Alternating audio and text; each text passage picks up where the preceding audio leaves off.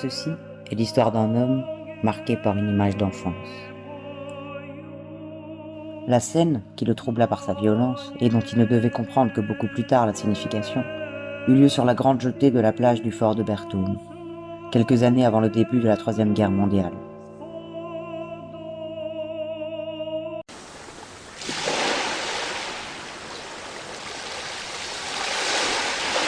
À Plougonvelin, le dimanche, les parents mènent leurs enfants voir les touristes en baignade. De ce dimanche, l'enfant dont nous racontons l'histoire devait revoir longtemps le soleil fixe. Le décor planté au bout de la jetée. Et un visage de femme. Ce visage, qui devait être la seule image du temps de paix à traverser le temps de guerre, il se demanda longtemps s'il l'avait vraiment vu, ou s'il avait créé ce moment de douceur pour étayer le moment de folie qui allait venir. Avec ce bruit soudain, le geste de la femme, ce corps qui bascule, les clameurs des gens sur la jetée, brouillés par la peur. Plus tard, il comprit qu'il avait vu la mort d'un homme. Et quelque temps après vint la destruction de Plougonvelin.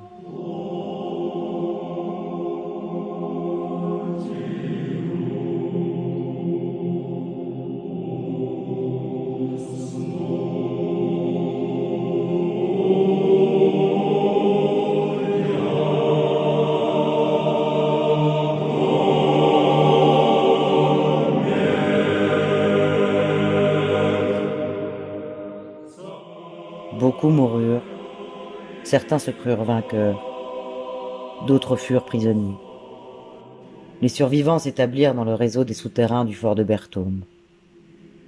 La surface de Plougonvelin, et sans doute la plus grande partie du monde, était inhabitable, pourrie par la radioactivité.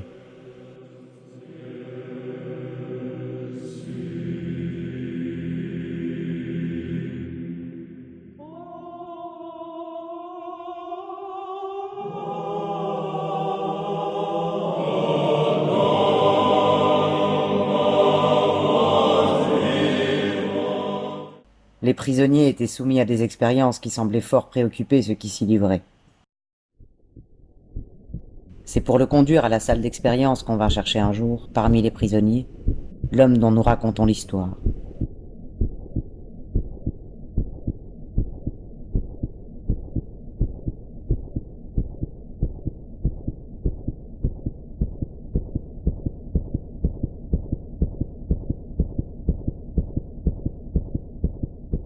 Il avait entendu parler du chef des travaux. Il vit un homme sans passion, qui lui expliqua posément que la race humaine était maintenant condamnée, que l'espace lui était fermé, que la seule liaison possible avec les moyens de survie passait par le temps. Tel était le but des expériences, projeter dans le temps des émissaires, appeler le passé et l'avenir au secours du présent. Mais l'esprit humain a chopé. Se réveiller dans un autre temps, c'était naître une seconde fois, adulte. Le choc était trop fort.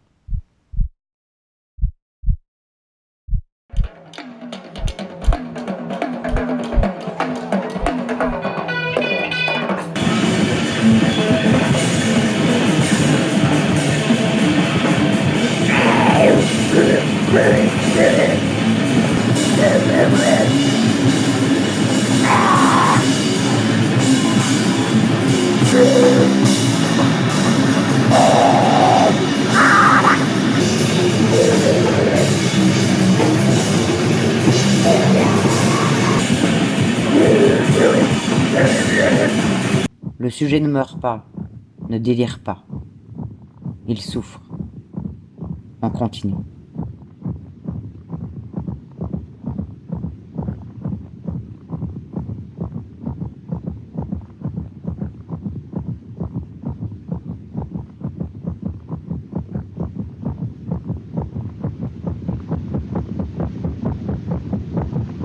Au 10e jour d'expérience, des images commencent à sourdre, comme des aveux.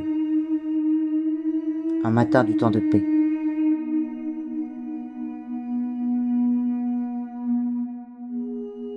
Une chambre du temps de paix. Une vraie chambre. de vrais enfants.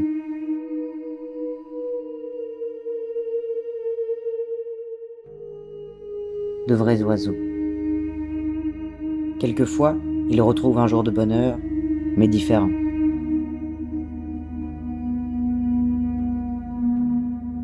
Un visage de bonheur, mais différent. Une fille qui pourrait être celle qu'ils cherchent. Ils la croisent sur la jetée. D'autres images se présentent, se mêlent, dans un musée qui est peut-être celui de sa mémoire.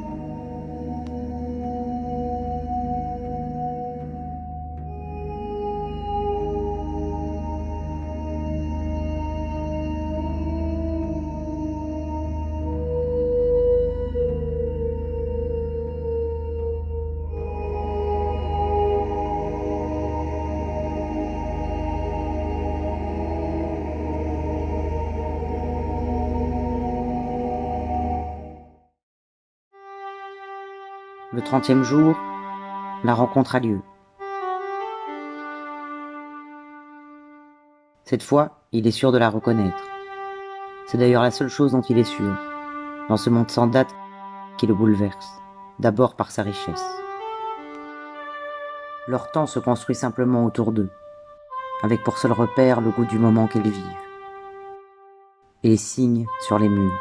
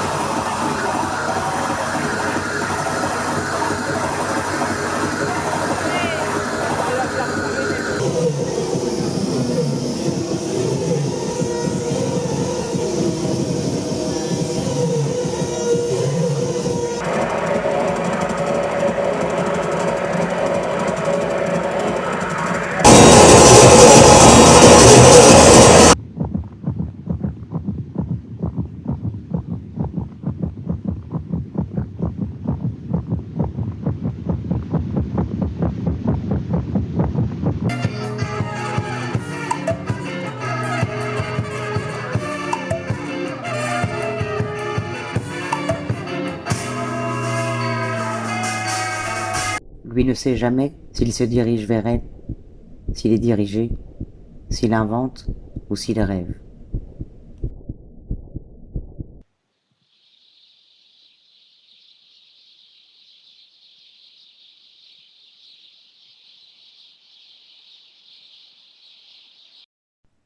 Aux propos échangés autour de lui, il comprit que, devant le succès des expériences sur le passé, c'était dans l'avenir qu'on entendait maintenant le projeter.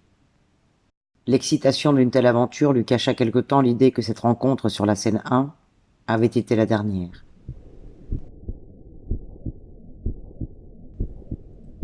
L'avenir était mieux défendu que le passé. Au terme d'autres essais encore plus éprouvants pour lui, il finit par entrer en résonance avec le monde futur. Il traversa une planète transformée, Plougonvelin reconstruit, 10 000 avenues incompréhensibles.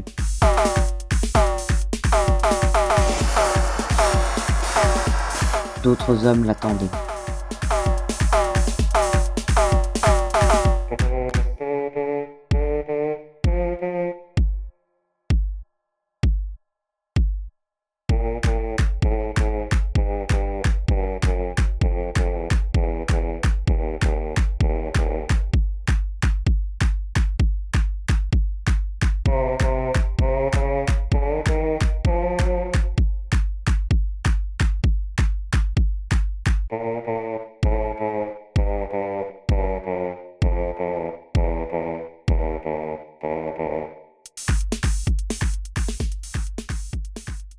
Il récita sa leçon. Puisque l'humanité avait survécu, Elle ne pouvait pas refuser à son propre passé les moyens de sa survie.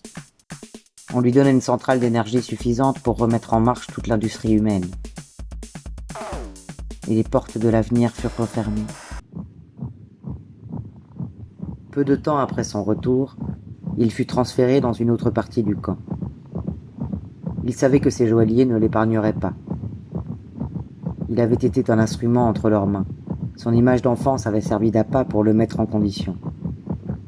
Il avait répondu à leur attente et rempli son rôle.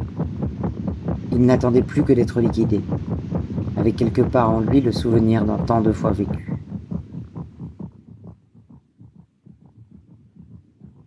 C'est au fond de ces limbes qu'il reçut le message des hommes de l'avenir.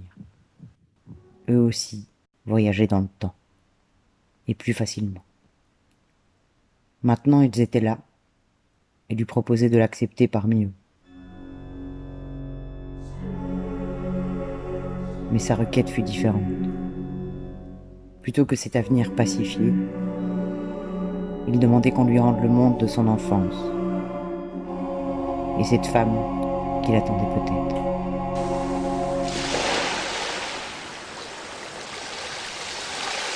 Une fois sur la grande jetée du fort de Berthaume, dans ce chaud dimanche d'avant-guerre où il devait pouvoir demeurer, il pensait avec un peu de vertige que l'enfant qu'il avait été devait se trouver là aussi, à regarder les touristes en baignade. Mais il chercha d'abord le visage d'une femme, au bout de la jetée.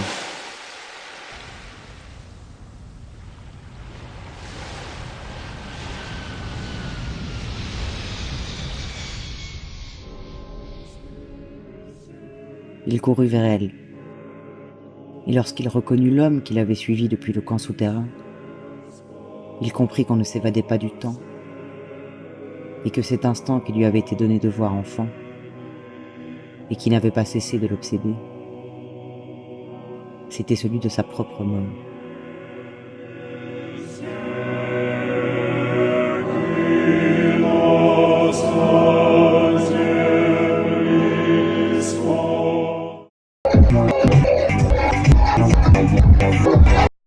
Oui, bonjour, c'est Élise Lousset, on est devant le Jardin Moderne, là où il y a les bureaux des disques anonymes, les organisateurs du festival Vision.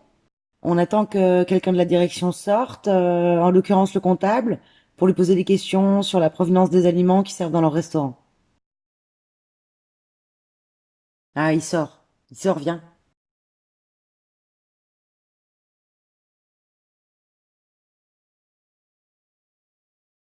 Excusez-moi, vous pouvez répondre à nos questions? Non, On a des questions, je suis Élise Lousset, non, sur la on peut pas provenance des aliments répondre. que vous Je peux servez à pas vous Vision. dire. Je peux pas vous dire. On a essayé de prendre des rendez-vous. Excusez-moi, merci. Vous n'avez pas voulu nous répondre, on a essayé de prendre des rendez-vous, quand même. On Non, a essayé non. de prendre des rendez-vous. Appelez la direction. Très bien. Bon, ils peuvent pas nous répondre, comme par hasard. C'est étrange. Nous souhaitions réellement lever le doute sur la provenance des aliments du Festival Vision. Nous avons donc pris le comptable des disques anonymes en filature.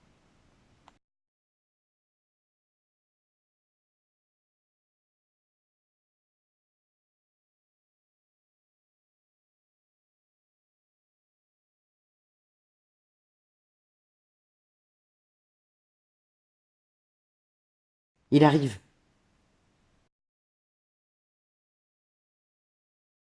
Oui, alors dites-nous, d'où proviennent les aliments que vous servez dans les restaurants de Vision? Eh bien, ce n'est que des petits producteurs locaux du Finistère. Des producteurs bio de la nouvelle génération. Des gens en qui on a vraiment confiance, avec qui on travaille depuis de nombreuses Merci années. beaucoup. Donc on est rassuré sur la provenance des aliments de Vision. Le festival Vision, trop bien, c'est trop génial, il se passe tellement de choses fantastiques.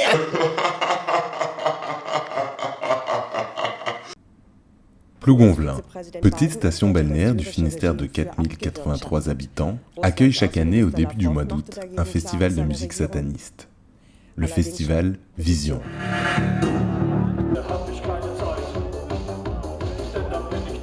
Bien qu'une grande majorité des habitants de la ville accueillent les festivaliers avec empathie, l'histoire que nous allons vous révéler aujourd'hui dépasse les limites du réel, qui peut-être n'est pas sans rapport avec ce festival obscur. Dans un petit lotissement proche du festival, voici le pavillon de la famille Marcaille. Quelques jours après la fin du festival, les parents du petit Guillaume ont été témoins d'événements qui ont changé à jamais cette famille finistèroise. Voici des images amateurs provenant des archives du père. Tout a commencé le 6 août 2018. Regardez bien, sa mère joue avec Guillaume. Dès que l'attention de sa mère est détournée, l'enfant regarde le jouet. Et le jouet se redresse. C'est le père qui a lui-même ralenti ces images. Nous sommes le 7 août 2018, jour des 1 an du petit Guillaume. Nous ne saurons jamais ce qui s'est passé durant les jours suivant le festival. Les parents découvrent les voiles du baldaquin dans un désordre que vous pouvez apprécier aux images. Ces nœuds sont la preuve qu'il ne s'agit pas d'un simple courant d'air, ou que ce sont les voiles qui se sont décrochées pendant le sommeil de l'enfant, mais que c'est bien ce dernier qui a agi dessus par sa volonté. Et s'il fallait une autre preuve, l'enfant la porte le lendemain, 8 août. Cette fois-ci, les voiles sont dans une position invraisemblable, et même inquiétante. Les parents ne cachent pas leur émotion. Pourquoi ont-ils laissé faire? Il est peu probable qu'ils n'aillent pas veiller l'enfant, alertés par ce qui s'est passé la veille. Sur ces images, le petit Guillaume a 15 mois. Cela fait 3 mois que le festival 666 Vision a pris fin. Les parents ont mis la maison en vente en prévision de la 7e édition du festival. Au début, Guillaume n'usait de son pouvoir que sur des choses insignifiantes. Mais malgré tous les efforts qu'ils pouvaient faire, ils avaient bien du mal à banaliser l'extraordinaire.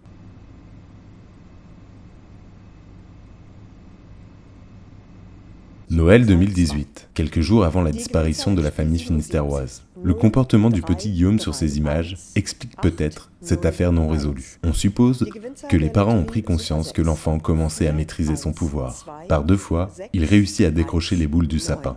Il est si fier de ce résultat qu'il en garde 3 au-dessus de sa tête, avec une facilité déconcertante et un regard troublant. Ce sont les dernières images de la famille Marcaille avant leur disparition. Guillaume a l'air très heureux.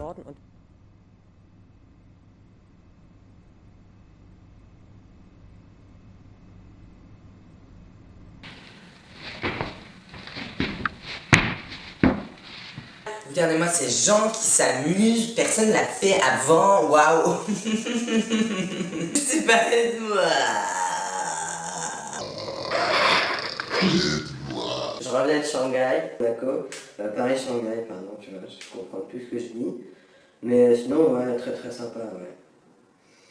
Je pense que je vais revenir d'ici demain, et puis je te tiens au courant vers quelle heure j'arriverai, quoi. 20h, ouais, 20h, 21h. On me dit, il y a un truc qui se passe à Plougonvelin. Je regarde où c'est. Je vais à l'aéroport. Puis ben, j'arrive à Plougonvelin. Puis ben, je vais sur le festival et il y avait de la musique de Sauvage. Ben, j'ai vu le show, Acid Rodeo Show. Ça peut être une destination incontournable pour tous les mecs qui veulent devenir trendy sur Instagram.